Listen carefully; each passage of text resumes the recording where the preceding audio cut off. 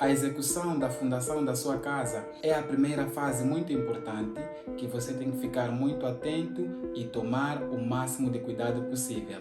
Eu sou Miguel Massing e seja bem-vindo ao meu canal. Muita gente tem enfrentando problemas sérios, problemas graves na hora de executar a fundação da sua casa, fato que compromete todo o processo de obra. Para você não passar por situações como estas, faço este vídeo com dicas valiosas que lhe convido a assistir até o final. A fundação nada mais é do que o alargamento da base da estrutura da sua casa, que recebe todas as cargas do edifício e conduz ao solo. Quer dizer, todo o peso que a sua obra terá, a fundação é o elemento responsável por receber e depois canalizar ao solo. Por isso tem que ser a fase que você vai tomar o máximo de cuidado possível, porque o menor erro que acontecer, você pode comprometer com toda a execução da sua obra. Agora vamos ao processo de execução para você perceber de forma detalhada como é que uma fundação no mínimo deve ser feita. O primeiro processo que acontece é a escavação dos caboclos, que consiste em remover a terra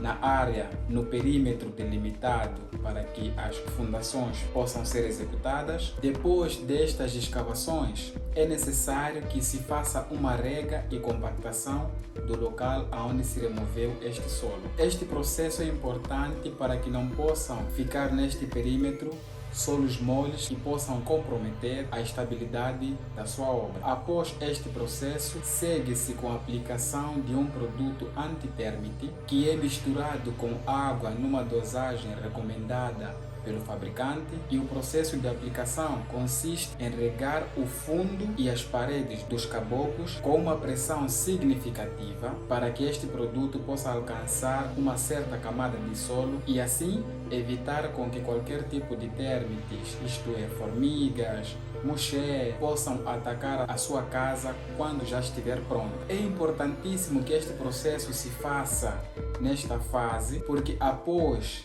a construção da sua casa é difícil combater as térmites de forma eficaz. Qualquer solução que for aplicar será temporária e terá que renovar num curto espaço de tempo. Posto isto, passa-se para o enrocamento de pedra, processo este que consiste em espalhar pedras ao longo de todo o perímetro dos caboclos com uma espessura não superior a 10 centímetros, e depois disso passa-se uma camada fina de betão que chamamos de betão de limpeza, camada esta que varia entre 5 a 7 centímetros de espessura e que tem como finalidade isolar as suas fundações com o solo natural. Depois da execução do betão de limpeza, passa-se para a execução da sapata propriamente dita. Nesta fase é importante ter muita atenção, porque tem pessoas que ignoram este processo e fazem suas obras sem sapatas, o que perigam a segurança da sua obra e a sua própria segurança. As sapatas funcionam como as raízes do edifício e, ao mesmo tempo, se fosse o corpo humano,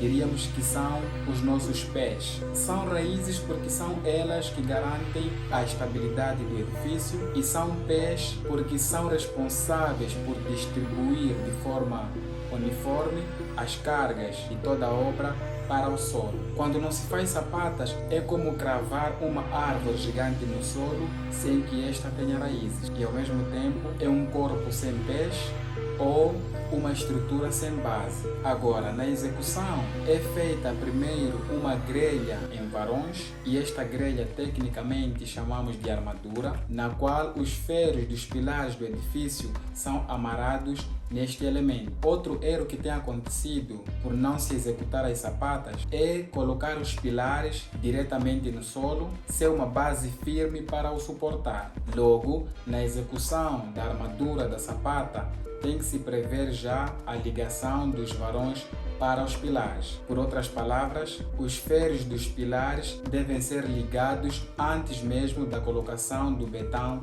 nas sapatas. Depois da execução da armadura das sapatas, passa-se para o processo de betonagem, em que coloca-se a mistura de cimento, areia e pedra misturado com água a um traço, ou seja, a uma dosagem recomendada no projeto. Depois da execução deste trabalho, passa-se para a fase de execução das alvenarias da fundação. Antigamente, as alvenarias da fundação, ou seja, as paredes da fundação, eram feitas por intermédio de pedras e argamassa, mas hoje existe a crescente tendência de substituirmos as pedras pelos blocos maciçados, o que também é mais uma atenção a se prestar, porque ao se fazer com blocos, importa que estes devem ser preenchidos nos espaços vazios com a mistura de cimento, areia, pedra e água, isto é, betão. Não se pode fazer fundação com blocos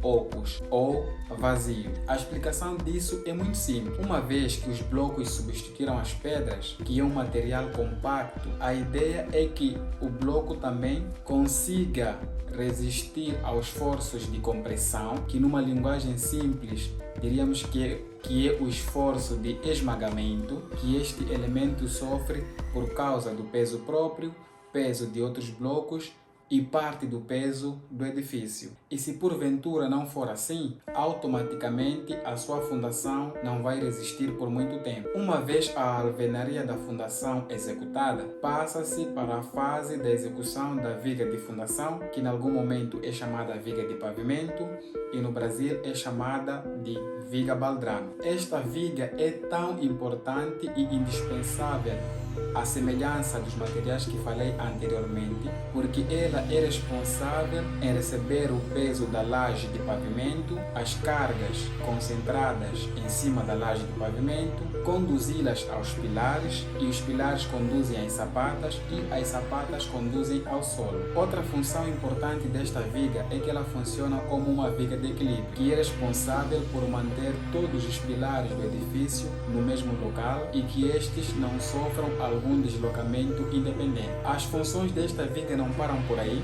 porque ela também é responsável por interromper fissuras que surgem na alvenaria de fundação ou mesmo nas paredes do edifício. Assim que uma fissura encontra a viga, ela automaticamente é interrompida. E se tua casa for construída sem esta viga, um dia aparecer uma fissura nas fundações ou nas paredes do edifício, esta fissura poderá se desenvolver de cima para baixo ou de baixo para cima, dividindo assim o seu edifício no meio. Por isso que nesta fase não se pode negligenciar nenhum destes elementos aqui mencionados, porque se acontecer algum erro na sua fundação, depois que a sua casa estiver construída, dificilmente você vai conseguir corrigir. Nesta fase é importante que você se prepare adequadamente, porque aqui erros não são permitidos. E já a última fase da execução da sua fundação é a impermeabilização da mesma. É importante impermeabilizar a sua fundação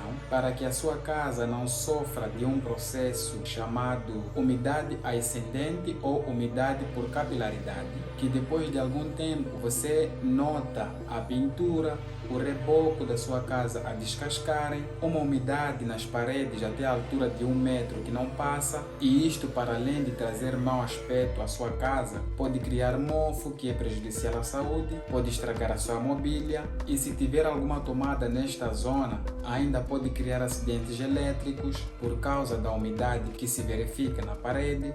E o pior de tudo é que este problema não se corrige com pintura. Espero ter ajudado no processo da construção da fundação da sua casa. E se você gostou deste vídeo, deixe seu like, se inscreva no canal para me ajudar a divulgar este vídeo para mais pessoas que querem construir e para você receber notificações dos próximos vídeos que passarei a postar. Muito obrigado por assistir este vídeo até o final e até a próxima.